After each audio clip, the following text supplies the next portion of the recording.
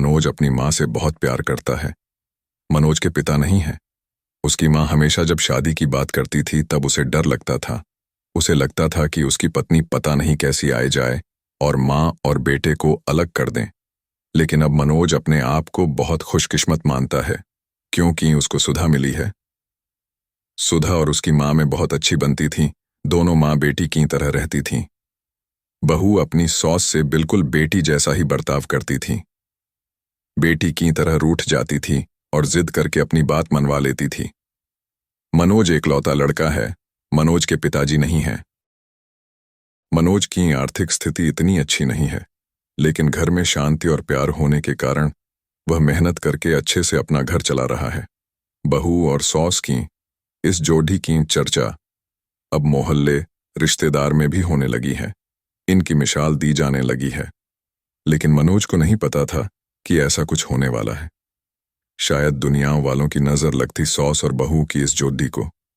एक शाम अचानक मनोज की माँ मनोज को जोर से चिल्लाकर कमरे से बाहर बुलाती है। मनोज आता है और पूछता है, क्या हुआ माँ, क्यों चिल्ला रही हो? मनोज की माँ बोलती है कि तेरी पत्नी को समझा लें। अब बस बहुत हो गया, मैं इतने दिन चुप रही लेकिन अब मुझसे नहीं होता। वो हर बात में मुझसे जिद करती है। इतने में बहू भी कमरे से आकर माँ से पूछती है, क्या हुआ माँ जी, आप क्यों परेशान हैं? माँ कहती है, तू चुप कर, मुझे तुझसे बात नहीं करनी है। बहू कहती, क्या हुआ, मुझसे कुछ गलती हुई है क्या?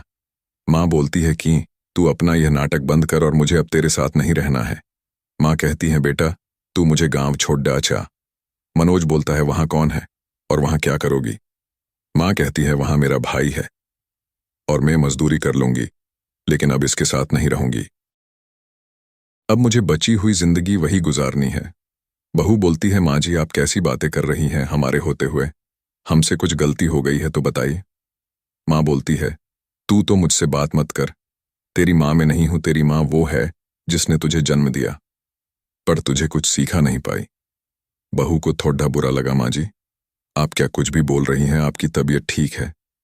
बेटा बोलता है, माँ तुम आराम करो, हम शाम को बात करेंगे। माँ एकदम जिद पर अड़ेच जाती है, मुझे अभी गांव छोड़ कर आ, अब मुझे यहां नहीं रहना। मनोज और उसकी पत्नी को कुछ समझ नहीं आता, लेकिन माँ जिद पर अड्डी रहती है तो मनोज को उनकी बात मानना पड़ती है और उन्हें गांव छोड़ कर आना पड़ जाता है। घर आकर फिर वो अपनी पत्नी से बात करता है और उसे पूछता है कि तुमने उन्हें कुछ कहा क्या जो माँ जी इतनी बिगड़ गई? पत्नी बोलती है, इस उम्र में अक्सर यह होता, चिद्दपन आ जाता है। हम 2 दिन बाद माँ जी को वापस ले आएंगे, आप चिंता मत करें। 2 दिन बाद फिर बेटा और बहू दोनों गांव जाते हैं। बहू को देखती ही माँ फिर से चिढ़ जाती है, कहती है, तेरी हिम्मत कैसे हुई मेरे सामने आने की? मैं मर जाऊं तब भी तू मेरे पास मत आना, मुझे हाथ मत लगाना। बहू को यह सुनकर जोर से रोना आ जाता है। वो रोते हुए कहती है कि आप यह क्या अनाप शनाप बोले जा रही है? मैंने ऐसा क्या कर दिया जो आप इस तरह नाराज हैं? गई माँ जी वहां से उठकर कमरे में चली जाती है और दरवाजा अंदर से बंद कर लेती है। मामा जी भी उन्हें समझाते हैं, लेकिन वो नहीं मानती। बेटा और बहू वापस अपने घर आ जाते हैं। बहू अपने कमरे में बैठी रोती रहती है। मनोज भी कुछ समझ नहीं पाता है। माँ जी को गए अब 15 दिन हो गए। इतने दिन तक उनसे दूर ना बेटा रहा ना बहू। मनोज की पत्नी उन्हें फिर गांव जाने को कहती है और कहती है, जैसा मैं बोलूं वैसा वहां जाकर कहना। मनोज जाता है और माँ को कहता है, माँ तुम्हारी बहू सीढ़ी पर से गिर गई है और 5 दिन से तुम्हें याद कर रही है। माँ एकदम से बोलती है, क्या 5 दिन और तू अब बता रहा है? वो फटाफट तैयार होकर मनोज के साथ वापस आती है। साथ में मामा जी भी आते हैं। माँ घर पहुंचकर जोर से पुकारते हुए दरवाजे से आती है, बहू बहू, और बहू के कमरे में जाकर बिस्तर पर सोई बहू के गले लग जाती है और रोने लगती है। बहू भी माँ जी से मिलकर रोती है। फिर बहू कहती है, जब आप इतना प्यार करती हैं तो वहां क्यों बैठी है 15 से? माँ जी कहती हैं, तुमने झूठ बोलकर मुझे बुलाया। हाँ, पर पहले ये बताओ आप ऐसा बर्ताव क्यों कर रही थी, आपको मेरी कसम। माँ जी बहू के फिर गले लगती है और कहती हैं, बेटा उस दिन जब मैं मंदिर से आई तो मैंने तुम्हारी और मनोज की बातें सुन ली। तुम बोल रही थी कि अभी हम बच्चा नहीं कर सकते क्योंकि उसकी ठीक से परवरिश नहीं कर पाएंगे। मैं तुम दोनों पर बोझ बन गई। मेरी वजह से तुम ना जाने कितनी चीजों से समझौता कर रहे हैं। इसीलिए मैंने यह नाटक किया ताकि तुम दोनों यहां रहो और अपनी जिंदगी और अपने सपने और अपने बच्चे को इस दुनिया में ला सको। मैं अब कितनी दिन रहूंगी?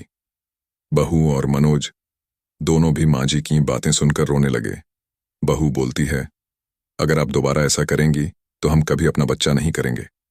मनोज कहता है, माँ अब तुम भी यही रहोगी और दादी भी बनोगी। हम साथ रहेंगे तो सब अच्छा होगा। फिर माँ जी वहीं अपने बेटा और बहू के साथ फिर रहने लगी। मनोज और सुधा उनका ख्याल रखते हैं। धीरे धीरे मनोज के काम में तरक्की हो रही है। अब माँ जी की दादी बनने की तमन्ना भी जल्द ही पूरी हो जाएगी। प्रेम हो तो सब मुश्किलों का समाधान निकल जाता है। आपको यह कहानी कैसी लगी हमें कमेंट कर जरूर बताएं। इसी तरह की अच्छी कहानियां आप यहां पर सुन सकते हैं। यहां उपस्थित शिक्षाप्रद कहानियां आपका मनोरंजन करने के साथ दिशा भी देंगी। तो बने रहिए हमारे साथ और हमारे प्रयास को सफल बनाएं।